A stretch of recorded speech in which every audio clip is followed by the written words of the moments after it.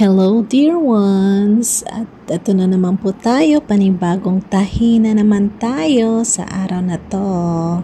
Nakikita nyo naman, meron akong polo shirt dyan, long sleeves, at gagawin ko yung pambata. So, umpisahan na natin. Kinat ko na siya, nag-pattern na ako, tapos kinat ko na yung sleeves at body, tsaka yung kwelyo. At mag-start na tayong magtahi. Nakikichismis pa yung asawa ko.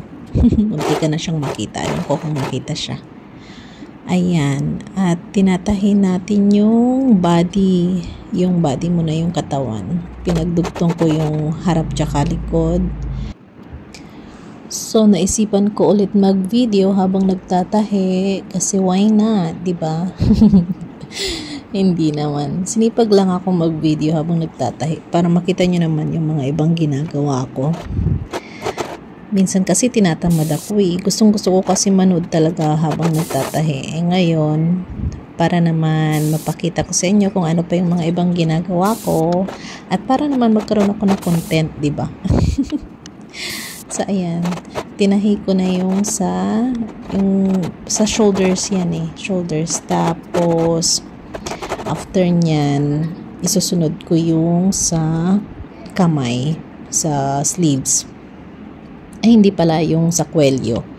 Yung kwelyo niyan, syempre pang malaki siya, binawasan ko siya kasi pambata yung gagawin kong shirt. So, binawasan ko siya. Pinaliit ko ng konti yung kwelyo, tinabasan, ayan, tinatabasan ko siya. Tapos, aayusin yung pagkakatahi din. Tapos, saka ko siya dudugtong sa doon sa shirt. Ayan. Tapos, nililinis ko din ng konti yung mga natanggal na tahi, yung mga nakausli. Yung tinastas ko na tahi, tinanggal ko. So, ayan. Kinakabit ko na siya sa kanyang tawag dyan, sa leeg para ilapat yung kwelyo. Ayan, tapos na. So, yung gilid tsaka yung kamay ang ating itatahi. So, yung kamay muna ang tatahiin ko pero ayusin ko muna para magpantay kung saang sleeves. Ayan. Nagkamali pa ako dyan ng tahi kasi dapat sa kabila ko siya itatahi. Kaya ayan, tinastas ko pa siya ulit. Doble. Ganyan, dobleng tag dyan. Dobleng gawa. Pero ganyan talaga. Dapat magkamali rin para matuto, diba? So, ayan. Tinahi ko ulit para ayusin. And then, actually, 2 araw ko siya ginawa. 2 araw kasi, bitin naman yung isang araw. Hindi siya bitin. May mga ginagawa din ako, syempre, na iba. Hindi lang pagtatahi, diba? So, gagawin ko lang yung pagtatahi sa free time ko. Kaya, hindi siya natatapos ng isang buong araw. Minsan, 3 araw kasi ilang oras lang ako merong time pagtatahi. So, pag free time, pag may oras lang ako sa pananahi, dun lang ako nagtatahi. May mga gawaing bahay din tayo, kaya yun muna ang priority natin, di ba? Ito kasi parang libangan ko lang. Tsaka minsan pag wala talaga akong ginagawa, ito yung ginagawa ko, yung pananahi, kasi minsan naboboard ako. Pag naboboard ako, natutulog lang ako, di ba? O, imbis na matulog, at least may ginagawa. So, ayan. Natapos ko ang ilagay yung kamay. Binawasan ko pa ng konti kasi mahaba siya. Saka ko siya tatahiin yung manggas. Tsaka pinlansya ko siya para mabilis tahiin.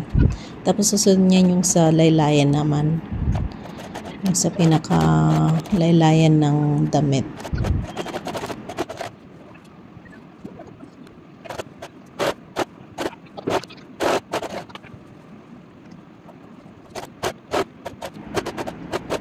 So, tapos na. Ayan. Sa laylayan naman ang ating tatahiin. Ginupit ko para magpantay siya.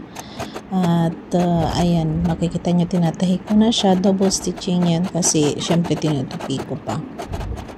Tutupi ko ng 2 beses yung salaylayan at tatahiin. Ayan. Chine-check ko kung pantay. And then, after nyan, ikakabit ko dyan yung packet naman. Kasi yung packet malaki din. So, syempre, liliitan din natin, isi-shape din natin na bagay doon sa maliit na maliit na shirt din na pambata. Ayan. Malaki siya. So, isi-shape natin. Paplantsahin muna natin para maganda yung lapat. Maganda yung pagkaka-shape ng packet. Siyempre, dapat planchado para maganda din yung pagkakatahi doon sa sa damit.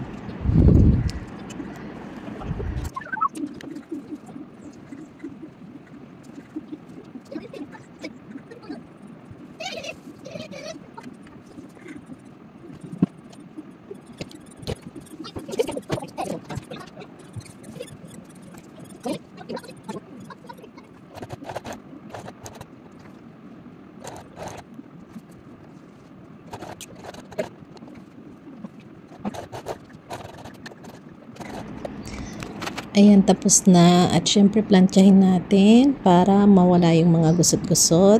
At tada! Ayan na ang ating finished product. At syempre, may modelo din tayo. Ang ating makulit na si Indianong Pinoy. Ayan, sana nagustuhan nyo. Salamat sa panonood. Bye-bye!